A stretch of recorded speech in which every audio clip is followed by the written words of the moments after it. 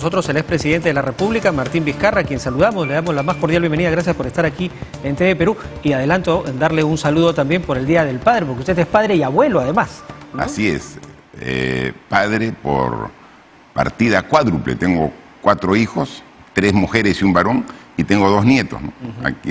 A todos quiero mucho, como seguro todos los padres quieren a sus hijos, y aprovechando, ¿no? Empezando este domingo, Día del Padre, saludar a todos los padres que tienen ahora, en estas circunstancias, una labor mucho más compleja que lo habitual, con la incertidumbre, con la falta de empleo, de trabajo, poder sostener con la madre, porque es junto una unidad familiar, las familias con estabilidad, no solamente económica que requieren, sino estabilidad emocional, es una tarea muy dura, y mi reconocimiento y mi felicitación a todos hoy en su día. Y aprovecho su comentario porque efectivamente estamos viviendo en un país en el que la gobernabilidad pareciera verse amenazada.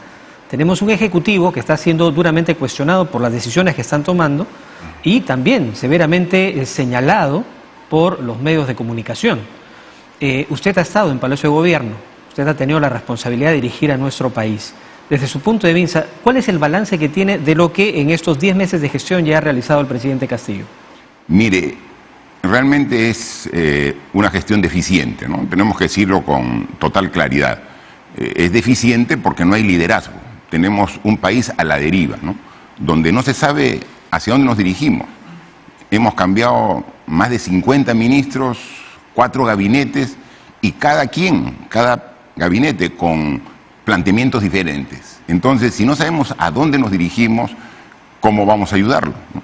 Y si a eso lo sumamos la falta de liderazgo, es decir, de decisión del presidente en la toma de decisiones, convicción, ¿no? Porque lo que dice una semana lo cambia entre 2 semanas, ¿no?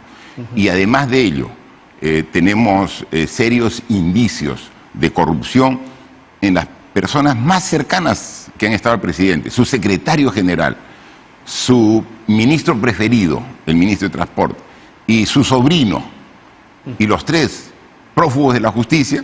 Entonces es el escenario perfecto para generar el caos y el desgobierno por el cual estamos viviendo. ¿Y eso justificaría la intención que tiene el Congreso? Ya lo intentó 2 veces de vacar al presidente y pareciera que ese seguiría siendo la intencionalidad que tiene el Parlamento. Eso justifica, sí, claramente, un cambio de gobierno. Nuestro actual gobierno, por el que la población del Perú votó hace poco más de un año, es decir, en junio del año pasado, realmente ha demostrado que no puede gobernar al país. Entonces, no podemos resignarnos a 4 años más de incertidumbre, de caos, de falta de empleo, de suba de costo de los alimentos de primera necesidad, de la delincuencia que crece todos los días, ¿no? Entonces, 4 años más de lo mismo, creo que la población no lo va a aceptar. Entonces, sí se necesita un cambio de gobierno. Ahora, ¿cuál es la forma? Ese es el problema. ¿Y cuál considera usted? Porque lo que apareciera, y en estos audios que se han conocido respecto de la presidenta del Congreso, pareciera que el camino es la vacancia del presidente de la República, inhabilitar a la vicepresidenta Dina Boluarte, luego la presidenta del Congreso asumir la presidencia y convocar elecciones. ¿Considera que ese es un camino dable? No. Usted ha enfrentado una situación similar en su gobierno. Sí, y al final hay que ver la historia reciente del año 2020, ¿no? Recuerden que yo fui vacado así abusivamente, usando solamente la fuerza de los votos de los mismos partidos que están ahora, y se generó un caos. Entró Merino el Breve, y que en 6 días fue sacado de la presidencia por el pueblo. Y entonces el Congreso no recuerda que eso ocurrió hace 2 años. ¿Y usted cree que eso, si se diera, podría suceder bajo la misma forma? No tengo la menor duda que si el Congreso elige el mismo camino, va a tener el mismo resultado, ¿no? Ya Einstein lo decía, ¿no? Que somos tan torpes los seres humanos que queremos encontrar resultados diferentes haciendo lo mismo, ¿no? Entonces, este Congreso quiere hacer lo mismo que hizo el Congreso de Merino. Mira, y por su correligionaria, la presidenta Alba, ¿no? Quien quiere hacer lo mismo.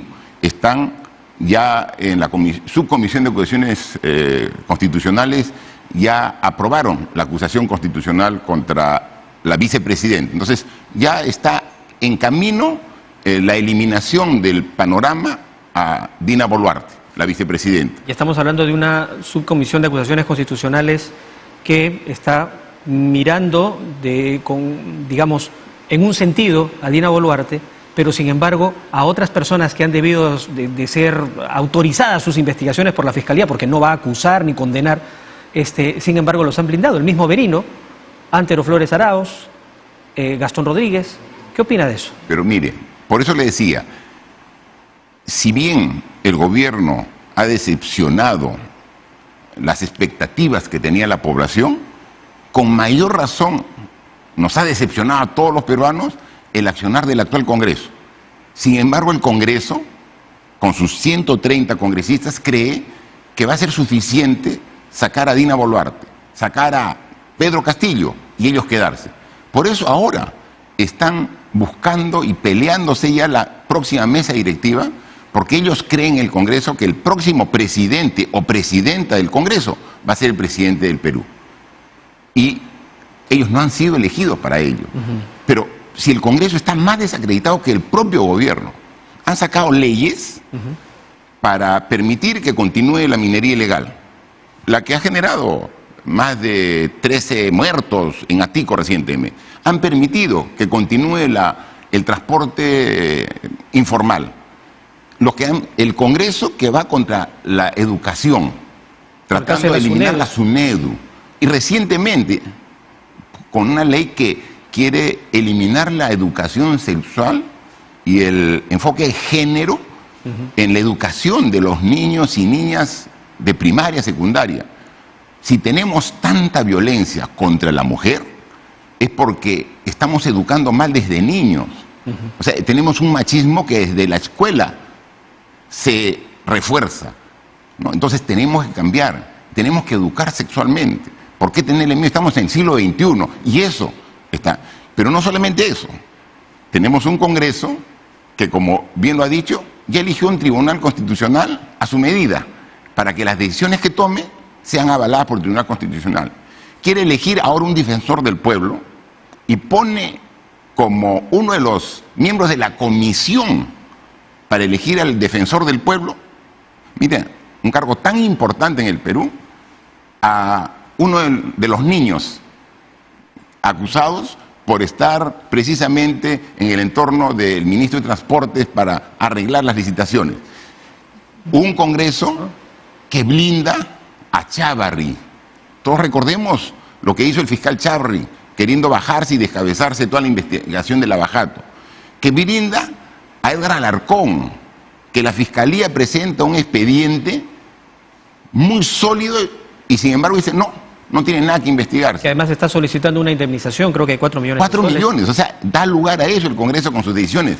Y por último, ahora, un Congreso que en la subcomisión de acusaciones constitucionales, con el sustento del congresista Cabero de Avanza País, con el respaldo de los 3 congresistas de Fuerza Popular de la comisión, con un voto de Acción Popular, un voto de la presidenta del Congreso, de la subcomisión, que es de Alianza por el Progreso, blinda a Merino por las muertes de Inti y Brian. O sea, todo eso va a quedar impune. Ese Congreso pretende gobernar el país y pretende que le tengamos la confianza a todos los peruanos, de ninguna manera. Entonces, la solución no es vacar a Castillo y sacarla a Boluarte de vicepresidenta. La solución, y deben entenderlo bien los 130 congresistas, es buscar un acuerdo político para que en el más breve plazo se convoquen de manera ordenada y con unos cambios elementales de la reforma política que ha quedado pendiente, nuevas elecciones para tener todos los peruanos la tranquilidad que el próximo año va a haber un nuevo presidente. Lo que pasa es que el riesgo de eso es que van a seguir siendo los mismos partidos políticos con los mismos candidatos que darán como resultado los mismos congresistas, los mismos miembros del Ejecutivo, es decir, pareciera que eso no es una solución tampoco, es simplemente postergar el mal que acecha a la gobernabilidad de nuestro país. Por eso le digo, con unas mínimas reformas políticas, ¿no? Es decir, abrir la cancha para que haya nuevas agrupaciones políticas que puedan intervenir, por ejemplo. Por lo menos permitir que la población defina en elecciones internas los candidatos de los partidos. Porque dicen, pero si ese es el Congreso que la población del Perú ha elegido. Sí, pues, con los candidatos que los partidos nos han puesto. Los partidos nos imponen unos candidatos. Entonces, entre más los candidatos tenemos que elegir, habiendo mucha gente buena en el país. Lo que ha dado lugar, por ejemplo, ahora. Lo que pasa es que no quieren participar ni en el Estado, ni en el gobierno, y mucho menos en política, pero si es que se dan las elecciones internas, yo estoy seguro que la población va a avalar. Por ejemplo, en las elecciones del 2 de noviembre, tenía que haber 2 de octubre. 2 de octubre, perdón, 2 de octubre. Tenía que haber elecciones. Este Congreso dejó sin efecto las elecciones que está en la ley por esta oportunidad, ¿no? ¿Para qué? En beneficio de los partidos que estaban allá. Por ejemplo, el dueño del partido Alianza para el Progreso, porque hay que decirlo así, es el dueño del partido, César Acuña. Él quiere ya no ser presidente de la República porque ha intentado tantas veces y no puede porque la población no avala su participación. Entonces dice, regresaré a la libertad como gobernador regional. Él postula como único candidato a la gobernación regional de La Libertad en elecciones de su partido. En La Libertad hay 50.000 afiliados de Alianza para el Progreso. Solamente van a votar 10.000. Y los 10.000, solo 4.000 votan por su líder máximo. Es decir, dentro de su propio partido, la gente no lo quiere. Pero no hay otro candidato. Eso parece ser un problema estructural en nuestro país, ¿no? La falta de una verdadera representatividad de los líderes políticos que luego, a través de procesos electorales, puedan llegar a asumir responsabilidades de gobierno a nivel local, regional o de gobierno central. Todo esto que viene pasando, de alguna manera, recuerda mucho lo que usted pasó. ¿Tiene alguna mirada crítica de lo que hizo durante su gestión? Porque pareciera que como no se resolvieron muchos problemas que ha mencionado usted en esta conversación, hoy siguen siendo los mismos problemas que este gobierno tiene que enfrentar. Y probablemente si hay un adelanto de elecciones o nuevas elecciones, probablemente el nuevo gobernante o la nueva gobernante tendrá que enfrentar los mismos males. Pero con decisión se puede ir corrigiendo y cambiando las cosas. Nosotros lo hemos hecho, o sea, hemos cambiado parte. O sea, nosotros inmediatamente, tomando conciencia de la situación, durante mi gobierno se constituyó 2 comisiones. Una de reforma política liderada por la reforma política estaba liderada por el Tuesta Soldevilla, ¿no? Y una de reforma del sistema de administración de justicia, que estaba liderada por Alan Wagner, ¿no? Entonces, 2 connotados especialistas de análisis independiente que hicieron una propuesta, hicieron un trabajo con profesionales, con ciudadanos intachables y que conocen el tema, hicieron una propuesta. Se pasó al Congreso, parte de ello se ha cambiado. Hay que continuarla, o sea, hay una hoja de ruta. Pero pareciera que esta reforma constitucional desconoce todo ese trabajo avanzado y más bien está tratando de crear una especie de nuevo orden, empoderando, pareciera, extremadamente ya al legislativo, lo cual rompería el equilibrio de poderes. Es que encontramos realmente en este Congreso realmente una decisión de asumir todos los poderes. Es que ante la falta de liderazgo, ante la falta de conducción del Ejecutivo, el Congreso se cree legislativo, ejecutivo e incluso Poder Judicial, ¿no? Terrible lo que está diciendo, ¿eh? Sí, el Congreso quiere asumir todas las funciones del Estado. Entonces, por un lado, los partidos de derecha que decían no al cambio de la Constitución son los que la están cambiando en la práctica, en los hechos la están cambiando. Más de 50 artículos de la Constitución está siendo cambiado por la actual Comisión de Constitución del Congreso. El tema, hace menos de 4 años, el 9 de diciembre del 2018, hubo un referéndum donde masivamente la población votó dando su opinión sobre la reelección de congresistas, la bicameralidad, por decir 2 temas. La opinión de esas decenas de millones de personas, ahora la Comisión de Constitución le está tirando al tacho de la basura.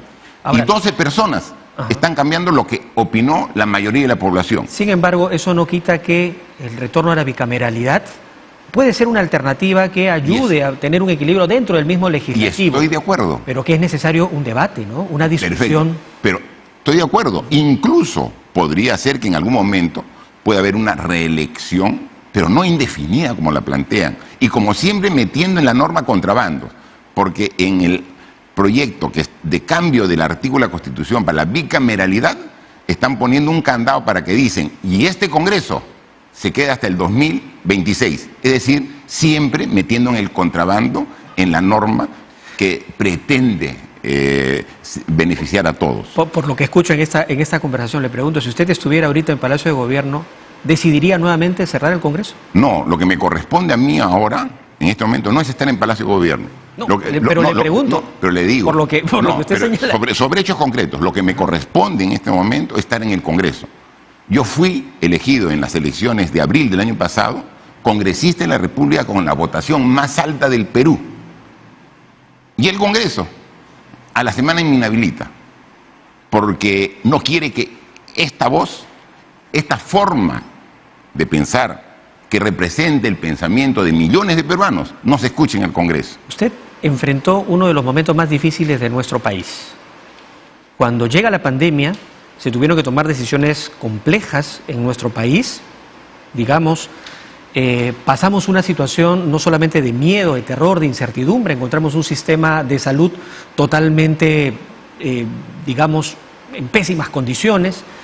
Tuvimos que recluirnos todos en casa, hubo una inmovilización a nivel nacional, no había vacunas aún, y allí como que la ciudadanía, escuchándolo todos los días prácticamente en la televisión, entendía que se estaba enfrentando a un problema que amenazaba a todos. Y la ciudadanía le dio confianza y su credibilidad se aferró, se afianzó durante ese periodo. Pero al final usted tomó algunas decisiones, digamos, ocultas, ¿no? Respecto de la vacuna, por ejemplo, que no se supo sino después y que fue una de las razones por las que termina siendo retirado del cargo desde el Congreso. Sí. La confianza terminó viéndose afectada. ¿Usted considera que luego de esto, y además de los procesos que está enfrentando en la Fiscalía, son razones suficientes para que haya cierto rechazo también o cierta resistencia de la población de darle una nueva oportunidad en el ámbito político? Mire, yo no solamente he enfrentado la pandemia, que es la emergencia sanitaria más grave de la historia del Perú y una de las más graves del mundo, ¿no? Entonces, lo que hemos pasado, eso de el estado de emergencia, la inmovilización, no solamente es en el Perú, ocurre en todo el mundo, así es, ¿no? Entonces, así. Y lo hemos enfrentado, hemos dado la cara, hemos estado en todas las regiones, hemos estado en los hospitales, hemos estado viendo hasta el final, y todos los días dando el reporte. Pero no solamente hemos enfrentado esa crisis, hemos enfrentado la crisis de los famosos audios de la vergüenza del sistema judicial, los hermanitos, Chávarri y Nostroza. Recuerden esos audios que se escucharon. Ahora felizmente Nostroza está próximo a venir al Perú. Y Chávarri, que se quedó en el Perú, está siendo limpiado por el Congreso de la República. Hemos pasado también la crisis política. Como usted bien lo dice, no teníamos nosotros bancada ni partido político. Y así hemos hecho gobierno y hemos tomado decisiones como la ley antimonopolio, la ley de alimentos genéricos, la ley de alimentación saludable. De acuerdo. Y eso ha generado una resistencia de grupos políticos y finalmente nosotros cerramos el Congreso, un Congreso obstruccionista que no nos arrepentimos. Y eso nos trajo también una oposición, un frente muy fuerte de los grupos políticos. Entonces, sabemos que tenemos esa oposición. Pero eso no exime de la responsabilidad que hay y que hay que enfrentar a la Fiscalía con sus investigaciones. Y lo estamos haciendo. Y no hay absolutamente ninguna acusación. Hay investigaciones preliminares que están en investigaciones preliminares. Igualito que hace 2 años, investigaciones preliminares. Y estamos aquí sin ningún problema para ver. Entonces, que hay oposición de grupos de poder y grupos políticos que fueron perjudicados, lo sabemos. Pero también hay respaldo de millones de personas que vieron un presidente con coraje, con decisión y valentía para tomar decisiones y que siempre estuvo al lado de la población. Y entonces, finalmente, esa es la democracia. De acuerdo. Que la democracia tome en las urnas la decisión. Sin embargo, una de las responsabilidades que usted tuvo, y ahí sí me gustaría recoger también su punto de vista en este sentido. Uno de los ministerios más cuestionados y que están directamente vinculados a actos de corrupción es el que en algún momento lo tuvo usted, sí, en el Ministerio de Transportes y Comunicaciones. Sí. Ahora, Juan Silva también, buscado por la justicia, y ojalá ahorita la policía lo capture y lo ponga derecho. Tengo mis dudas con el respaldo que le da el gobierno. Sin embargo, pareciera que esta situación de corrupción, de crisis instalada, lamentablemente enquistada en el aparato público, permanece, trasciende gobiernos. Usted mismo está siendo acusado por actos de corrupción en esa gestión que usted tuvo. En absoluto. Durante su gestión. Durante mi gestión como ministro de Transportes, combatimos y eliminamos el Club de la Construcción. El Club de la Construcción, que son alrededor de 20 grandes empresas de construcción, que se coludían entre ellas para ganar todos los proyectos al 108%, 8% más del presupuesto referencial, terminó durante mi gestión. A partir de 28 de julio del 2016, que yo asumo el Ministerio de Transportes, ni un contrato más se adjudicó en el Ministerio de Transportes a más del 100%. Y dejó de ganar el Club de la Construcción más de alrededor de 2.000 millones de soles durante la gestión, ¿no? Entonces, ahora, obviamente, como es el ministerio que tiene más presupuesto, inmediatamente en este gobierno la corrupción nuevamente ha tomado por asalto el Ministerio de Transportes con lo que vamos conociendo por los audios. Pero durante nuestra gestión se combatió y las adjudicaciones eran absolutamente transparentes al menor postor y que no supere el 100%. Eso está absolutamente documentado. Sin embargo, hay serias dudas, ¿no? Serias dudas, de todas maneras, dentro de, no solamente el Ministerio de Transportes y Comunicaciones, en realidad en todo el Ejecutivo hay serias observaciones respecto de cómo se está gestionando nuestros recursos. Para terminar, dos preguntas chiquitas, ya nos hemos pasado el tiempo que teníamos, pero todos los expresidentes de nuestro país o están detenidos, uno está en prisión, ya con sentencia firme, los demás están siendo investigados y eso lo incluye a usted. ¿Tiene temor de ir a la cárcel? No, en absoluto, porque nuestro accionar siempre ha sido absolutamente claro, honesto y transparente. Hace 2 o 3 semanas me parece que estuvo el ex fiscal Chávarri en el Congreso de la República y en el Pleno él dijo: yo tuve un enfrentamiento con el presidente Vizcarra y ordené que se reabran las investigaciones que él ya tenía archivadas. O sea, él lo ha dicho, puede revisar su intervención en el Pleno del Congreso de la República. Entonces, el fiscal de la Nación, sin conocimiento del proceso, dice: ordené que se reabran las investigaciones. Es decir, fue una decisión política con injerencia en la administración de justicia. Por eso no tenemos ningún problema que esa orden que dio por interés político no va a llevar a ningún sitio. Así que nuestra gestión siempre ha sido transparente y quienes han trabajado junto con nosotros lo conocen.